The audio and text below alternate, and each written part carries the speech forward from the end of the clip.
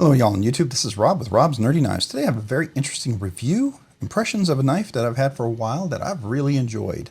This is the We Knives Exciton. This is a limited edition, beautiful knife. This is the carbon fiber backspacer, integral backspacer that fits all around the two scales really nicely as one piece, as you can see.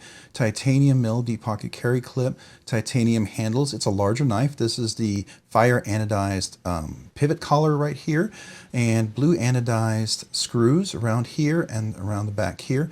A captive pivot, the typical We captive pivot. It's a button lock, and the cool thing about it is I think this is the best button lock out there now. Now, there's a Ziphius as well, which is a similar design of this. It's a different blade version. I consider the Ziphius and the Exciton pretty much the same knife with two different variants, okay? And we'll get into the blade design here in a little bit. But I like this one. This is the titanium scales, carbon fiber inlay. You can get like a fire anodized backspacer or integral backspacer as well. They call it integral backspacer, and they call this the speed holes. I don't know why, but then you've got a little lanyard kind of hole here so lanyard folks can still go, but it's pretty deep carry. I think for a knife this size, you'll see it's pretty deep carry. It has a thumb hole for a thumb flick.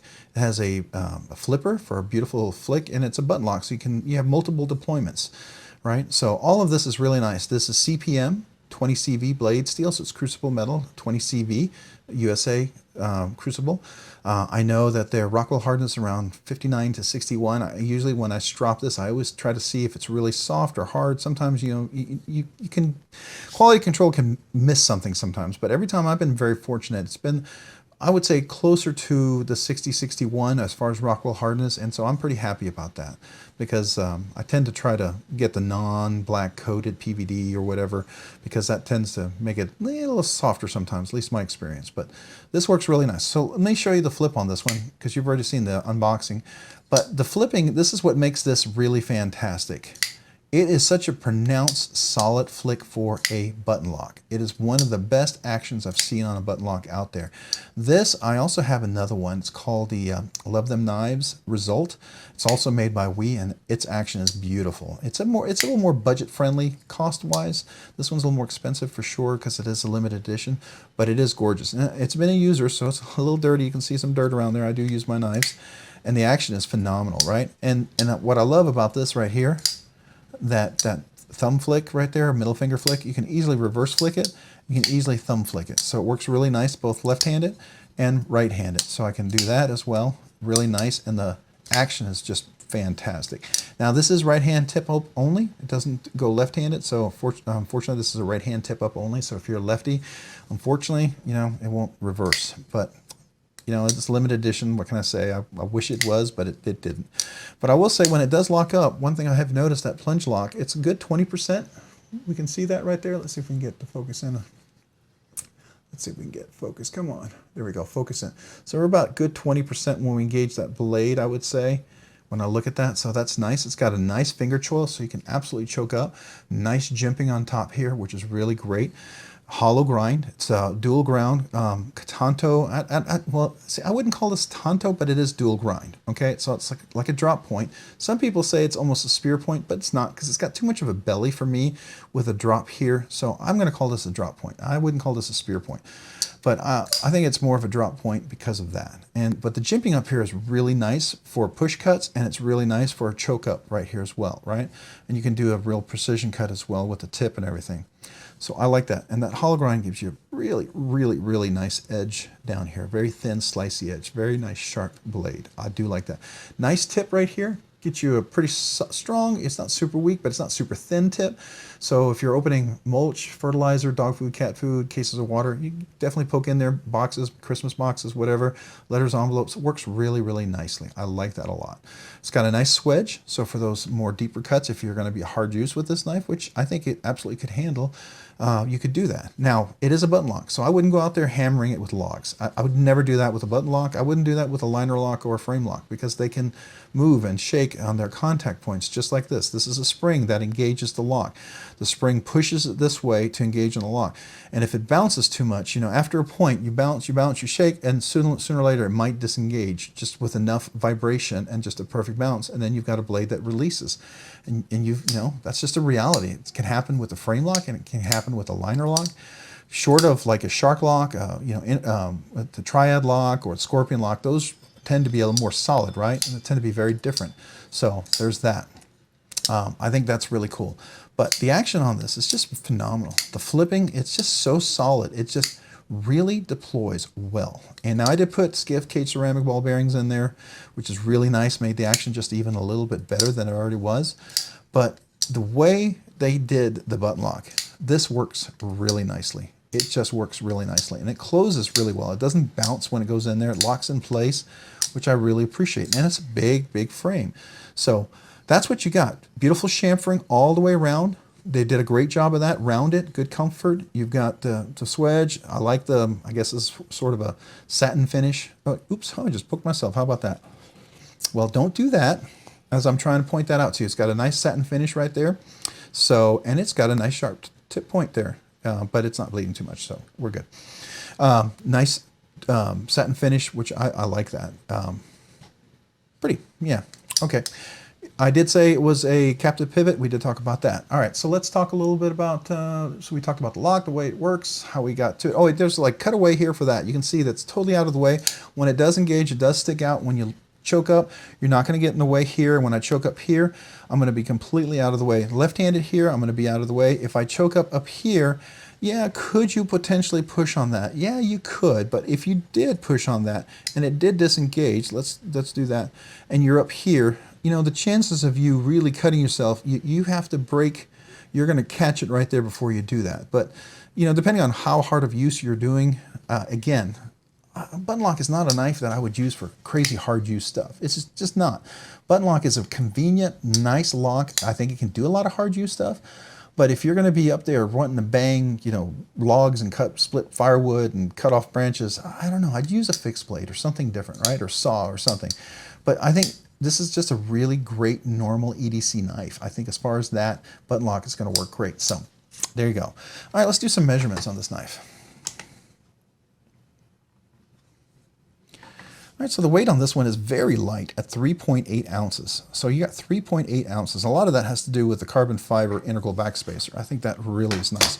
Let's do a measurement on this. And you'll see this is a pretty big knife. It goes back to, we're about 8 3/4 of an inch, almost 9-inch blade if you go to the very tip from here. If you look at the cutting length from the very tip to here, we're probably at 3.75 inches from the tip to the top of the handle. And if you look at cutting length, we're probably, let's do that. We're just shy of 3.5 inches. So we're probably at I'm going to say 3/8 or maybe 7/16 of an inch, right? So I mean, it's real close to 3.5, but not quite. As far as handle length, besides the finger choil right there, we got dirt coming off the knife because I use them. We're about 4 1/4 if you go to the very tip. If you go right there, about 4 inches. If you do the choke up point where the finger choil is, you've got almost over 5 inches there to 5 1/4 inch to the very tip. Definitely a big handle. Got plenty of room. I like that. All right, let's do a little measurement on the blade stock thickness. So we're 133/100 of an inch, so it's relatively thin for such a big blade. You know, sometimes you expect it to be 0.15 inches, right? And I like this. I mean, I can get a good grip, medium, large hands. Mine are large width-wise, medium length finger-wise, so I've got plenty of room here, and if I choke up, tons of room here. Double X, triple X, larger hands, absolutely gonna be able to use this very comfortably.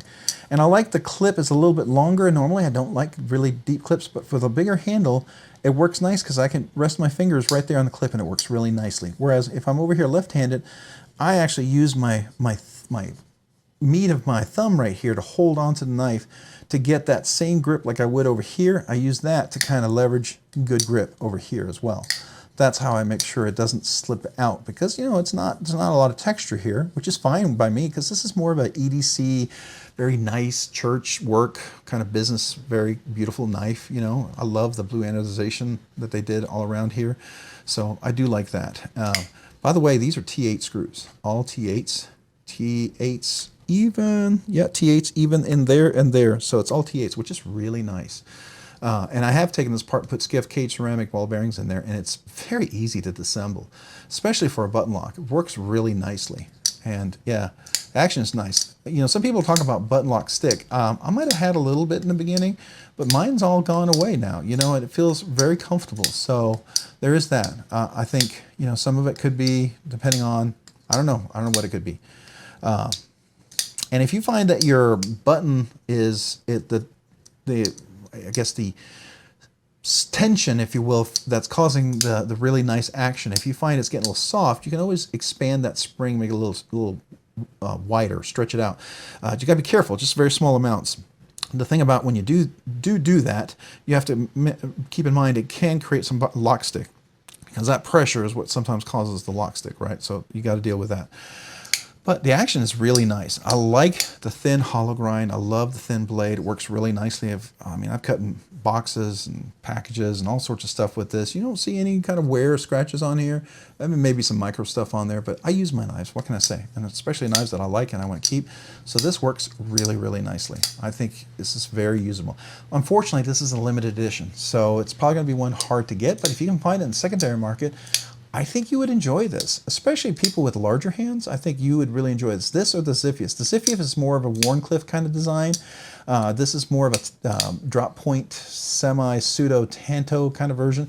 I call this, it's like it wants to be a Tanto blade shape, but it's not, right? So there's the hints and the subtleness of a Tanto shape in here, but without the tip right there, without the corner, the apex right there coming together like you would. The other knife that does this, and it's one of my favorite blade shapes, this sort of almost pseudo Tanto kind of blade shape, but drop point, and it's like, you almost think it's a Tanto, but it's not because there's no tip, but it's a drop point. I don't know what you want to call this, but this is a very subtle, unique blade shape that I really like.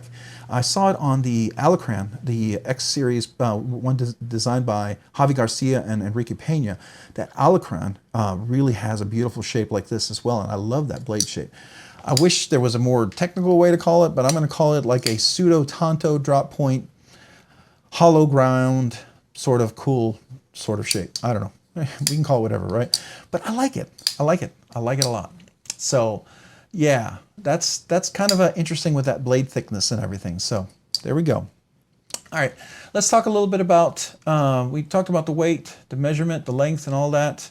Let's talk a little bit about the category. This is absolutely a high-end knife. This is close to $400, right? So this is not a cheap knife. You find this, you're gonna, you know, it may cost a little more because it's limited edition. It might be hard to find, but I think it's worth it. I know it's a We Knife. People, I was Chinese made. I'm not going to pay that much. Well, there's a lot you get out of this. You get beautiful chamfering all the way around. A lot of design. You get this beautiful integral backspacer, which works really nice. Button lock. I'm going to tell you, I've had a Protex Mordax. I've owned 3 Malibus. This button lock on this We Knife is better than the Protex. Now, if Protex steps it up and competes with them, awesome. I can't wait to see that. But right now, this is even better than the CJRB. Now the CJRB, you know, Pyrites and the Echo and the Riff and a bunch of the Feldspar and a bunch of their other knives that they have that are awesome, all great knives. I think I highly recommend every one of those. Their button locks are amazing, but this is just a step above. This is a little extra quality, and you can definitely feel it once you get a hold of it. And if that subtle aesthetic, that subtle ergonomics, that subtle action is important to you, you'll really appreciate this, right? You'll appreciate this knife, and you'll find some of this in like the Love Them Knives result. If if he still has this knife available, it was on White Mountain Knives exclusive. Go check it out if it is. If you like that design, you like the aesthetic of that knife, you might want to check it out because it's similar to that quality button lock that I'm seeing here, and I think there's a lot of similarities. This is just a little bit better, and you would expect it to be a little bit better for almost twice the price, right? Absolutely, but it is really, you know, it's really nice. The Love Them Knives is pretty darn close, and I think it's a great deal for the quality of what you get in that too. But I like this one a lot, and I've got a review coming on that Love Them Knives result. Another knife I highly recommend. But the action is great. The centering's been solid. It works great left-handed, right-handed. You just got to make sure you get in there. Make sure you know how to, if you haven't carried it in a while, got to You got to get comfortable with it because it's a little bigger. It is. I've told you that. It's a bigger knife. And, you know, if you don't like bigger knives, maybe it's not your cup of tea, right? Maybe you're looking for something that's a little smaller. I think Civivi just came out with a smaller variant. It looks very much like the Ziphius and the Exciton, but it's a Civivi variant and it's smaller. And that might be something that you might enjoy. I think it's around $100, $120. Maybe check that out. I can't remember what it's called, but I saw it and I thought, that looks like a little Ziphius or looks like a little Exciton. Maybe that's what it was supposed to be. It does look like that. And I wonder if the quality is similar, but interesting. So I like this knife. I like it a lot. So what is the purpose? For me, this is a regular EDC everyday carry. I think it could be hard use. Hard use is what I mean by hard use as you would with a Buttonlock. I would never cut logs. I would never go banging and whacking things with this. The Buttonlock is, I don't think that design is never meant for that, but for regular EDC carry, Buttonlocks are amazing. For 98, 99% of the stuff that we do, Buttonlock will work just fine. You'll be able to open packages, boxes, you'll be able to open letters, cat food, dog food, fertilizer, mulch, whatever you're going to get out there to do, cases of water, it'll work really nicely. The action is beautiful. You can see that. Look at that. See, I don't know if you saw that, but I can kind of mimic that whole drop shut right there. Look at that. Look at that. Just look at that. Just nice and close all by itself, just like a frame lock, beautiful drop shut. I love that. And then the action opening is just so nice. And if I really want it to get I can get a really nice presentation on that, right? I can get really nice. And if I wanted to get in there, I can really flick it really well with my middle finger. Get a nice flick on there, just like you would want to. Or you can just do it very casually, very nice, very subtly if you're not trying to be super loud. But yeah. Purpose, definitely EDC, hard use, relatively speaking. Could be a collector's piece. For some of you guys, maybe you just like these kind of We Knives and they're a collector piece. You would never carry them. Every knife I buy, every knife I own, I carry, I use. Now, that may freak some of you guys out, especially if it's like, you know, a knife like this or, you know, a Sharp by Design, you know, Evo Typhoon, or even a, you know, Olamic Custom like Whippersnapper. I use my knives and I don't apologize for that. If I'm going to buy a knife, I want to be able to use it. And that's why maybe some knives are just not knives I want to have in my collection because maybe I'm not willing to spend that kind of money and use it. I'm still up in the air with that with Herman. I'm still up in the air on that with like a Koenig. I'm still up in the air like that with Shirogorov. And there's some other knife makers obviously out there that are like that. I don't know if I'm willing to spend that. That's why, you know, for me, I would love the idea of zirconium and Timascus. Some of that is kind of pretty, but I would want it to be usable. I would want to use it. I would never want to buy one of those knives and not be able to use it, right? I did recently get a try Mokutai, and I don't know if I had a bad experience with the Mokutai, if it was just a bad annealing on it because it was softer than aluminum. I don't know if I'll ever try Mokutai again as a result. And I don't know if that's just how Mokutai is or if that was a weirdness, but I can tell you that if Timascus and zirconium is supposed to be like regular titanium, I would probably be more inclined to try that, but not Mokutai. So anyways, I'm not super big fan of fire anodized. I mean, it's okay. It's not terrible. In small amounts like this is perfectly fine for me. So that's okay. But yeah, that's how I would feel for it for everyday use. Now, as far as handle design, let's talk about this. Ergos and feel. Phenomenal. Just phenomenal. Rounded all the way around. We talked about the chamfering. We talked about that. It's so comfortable. Comfortable choked up. Comfortable regular grip.